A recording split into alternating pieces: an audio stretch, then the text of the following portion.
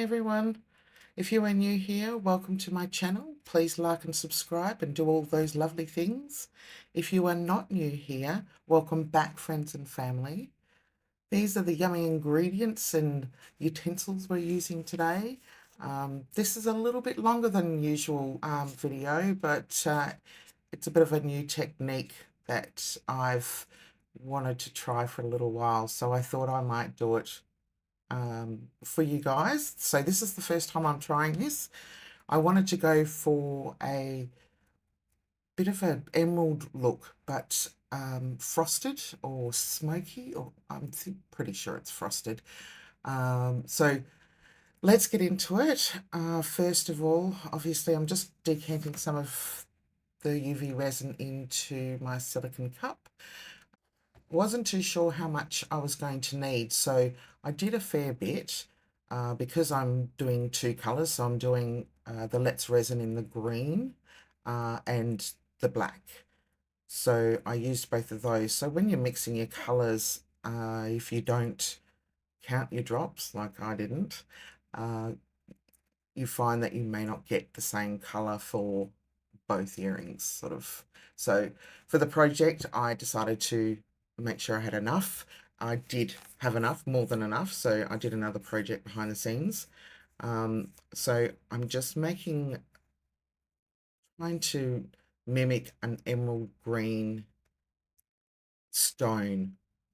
I think it came out really beautiful, so we'll just keep going. And what I'm just doing here is just making sure that I don't get too much of a streakiness. With this method, I think, just thinking about it now, I don't think that it would make much of a difference. It would just give it more interest in the piece. I do pull up the sides. I noticed that I pulled it up at the sides of the container that I've got it in, and it was a little bit too dark, so I'm just adding a little bit more green into here. And I'll show you very soon that it does give it a nice dark emerald green color. I loved this color. I'm not always into the greens, but this color is just beautiful. And so to start with, don't worry too much about the bubbles because you can get rid of those with a little bit of heat. And off camera, I did just use a bit of a heat gun and just take out some of those bubbles. As you can see, I'm using the teardrop mold. And for this, I'm just putting it into the bottom part, probably about a third. I think it might have even gone up to, no, it was about a third with this colour because I'm diluting it as I go further up. So you'll see that soon. You have to sort of hold it a little bit awkward with this particular mold. If it was smaller, it would be perfect. But I'm just going to sort of roll it around and make sure that I've got the edges. I'm just cleaning up a bit there. Just getting all of that bottom edge covered in that deep emerald green. And you will need to keep holding it up while you put it under the UV lamp. You don't want it to go too far up to the top. So just put it in there for about 120 seconds. I think it's nice and firm here. So what I've done off camera is I've put a little bit more clear UV resin into the color. I don't know whether you can notice, but as I put more in, I'm going to lighten the color a little bit, or dilute, I should say, the color a little bit, just to give it that graduated look. And so don't worry too much about getting it further down the bottom and leveling it out. We'll do that later. I'll show you that later. And up here in just a moment, I'll show you that I'm just using a bit of a flame just to get rid of those bubbles. I noticed that there was quite a few after stirring some clear UV resin into it. Got a few bubbles in that, but that sort of fixed that up. It is just a butane lighter that I've got. So now I'm going to put in some more of the color but you'll see in a moment that I will add some clear UV resin as well, just to dilute it while it's in there, and then just give it a slight swirl in there just to give some color to that UV resin, just not too much of it. Yay, I'm cleaning up. It's unusual. So yeah, so here you can see that I'm just going to add some of that clear UV resin.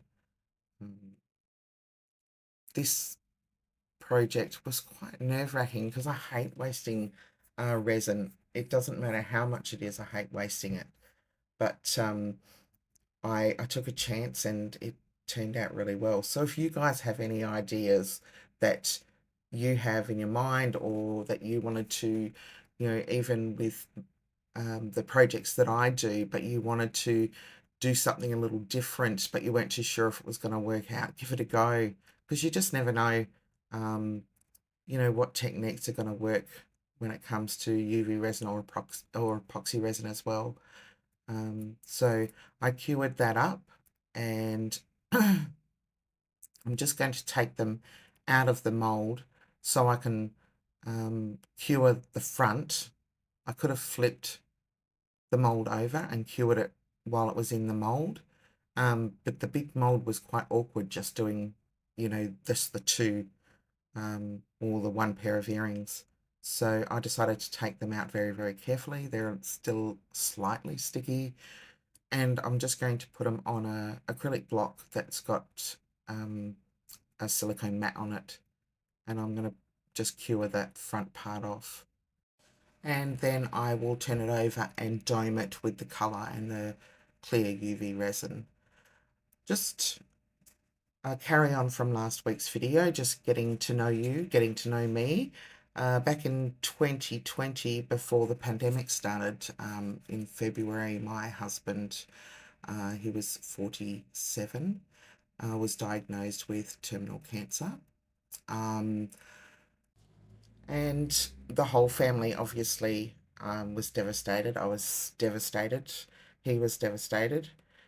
It was a shock to the system, and he only lasted exactly 8 months from the day he was diagnosed to the day that he passed. And that's pretty much when the grieving process started. I know that people say they go through a grieving process while their partner or loved one is going through cancer, but I'd never even wanted to believe that he was going to leave. So back to the video, we'll talk more later. As you can see, I've got gloves on, and that's more to protect my nails than anything else. But you can see that there's a beautiful teardrop shape there.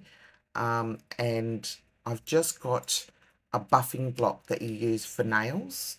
It's like a sanding sponge that you use for furniture or something like that.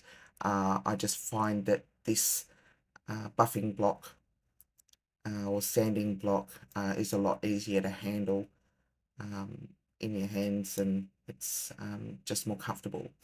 So all I'm doing here is taking the shine off. This took a little bit of time, to be honest, because obviously it's my first time doing it, and I didn't really know what I really wanted, or how it was going to work out, and what to do next. And you'll see that I go through a couple of little procedures to get the look, the final look.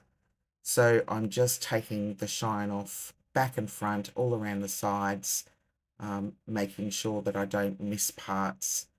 And then I'm going to go to some sandpaper, and I think I used a 1200 grit. It's a wet dry sandpaper, so you can use it wet or dry. And I put it on some foam that I stuck together for when I'm doing some drilling. So you'll see that coming up in just a moment.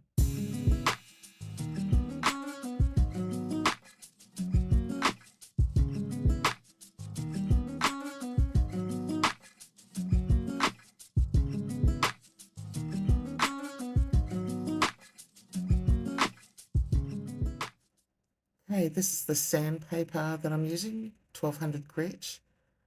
I'm going to show you the foam block that I made that I use for drilling. Comes in handy for all types of things. So I'm using that block just for a softer surface that I don't get any flattened edges on the round parts of what I've just created. So I think very soon I do put another soft sponge underneath that sandpaper, just to make sure that when I flip it over to the front side of the earring piece, I don't get any flat parts over that oval surface.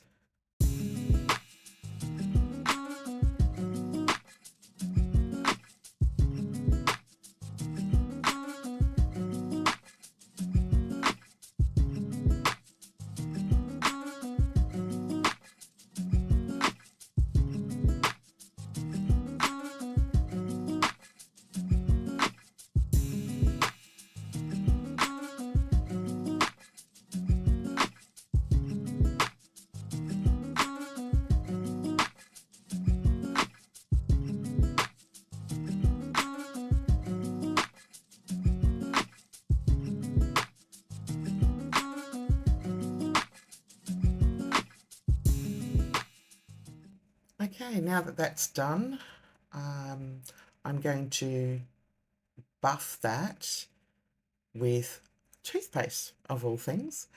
I did look up on the internet to see what you could use on resin to buff up the surface. I don't want to make it shiny, but I really want it to be clean, no scratches or anything like that. I want it to be a nice surface.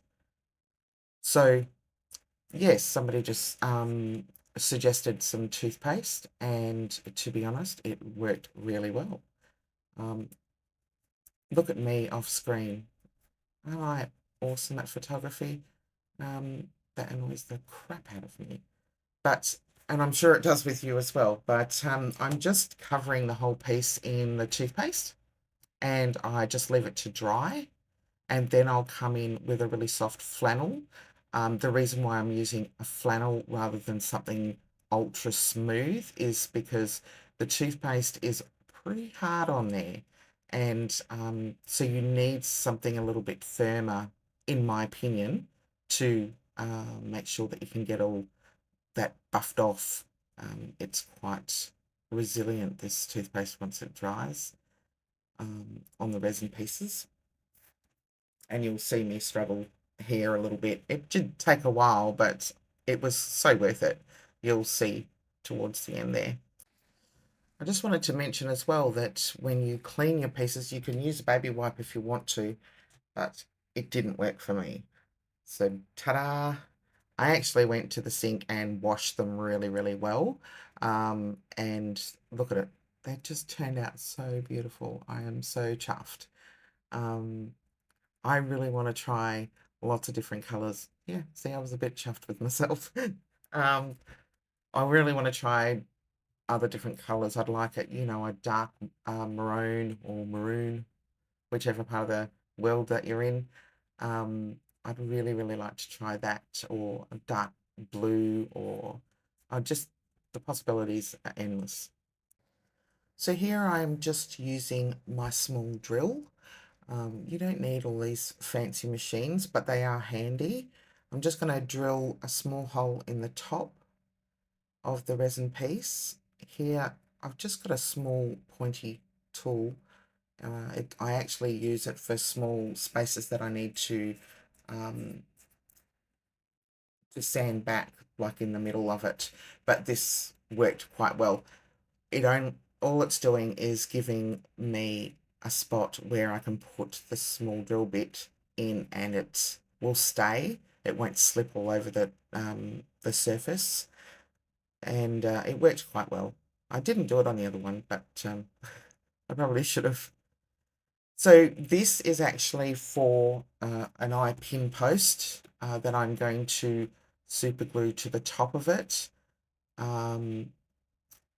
I could have probably resined it, but I'd rather use a strong glue, rather than the resin. Sometimes I do both, but because this is a frosted piece, I couldn't really use the resin on top of it. And as you can see, I've got a small bit of card. Never throw card away, chop it up, put it away so that you can use it for things like this. I just put a little bit of super glue on there and put the eye pin in, and waited for it to dry. So this was a slight mistake that I made, though I didn't make the hole big enough, so all I did was chop the end off slightly, and it worked really, really well. So I'll just let you sit back and watch the rest of this, and all I'm doing is just putting the earring together. I will mention though that I added another small jump ring.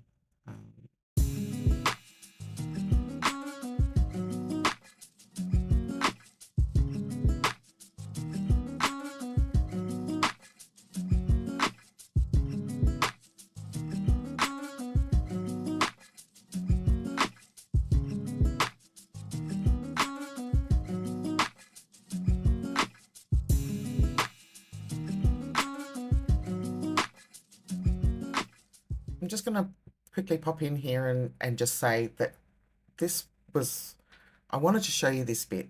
I don't always show you both earrings that I make. It's good enough for you to see one, and I don't always show you putting the earring together, but I thought I might show you the way that I do it, and just my experiences with it. I just find it really boring to watch. So it's a little bit drawn out and boring. So I just sort of, you can fast forward it if you want to.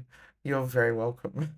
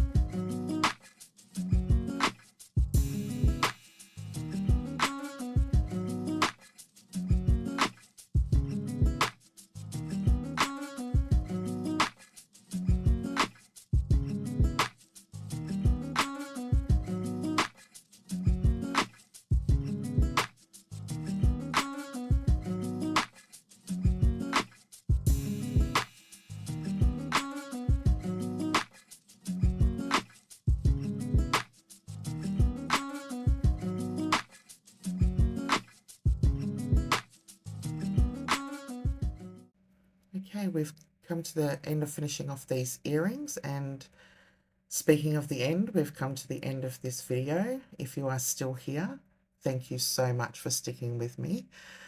I know it's been a long one compared to my other videos, but I appreciate you all. If you could hit that like and subscribe, that would really help out the YouTube algorithm to get my videos out there.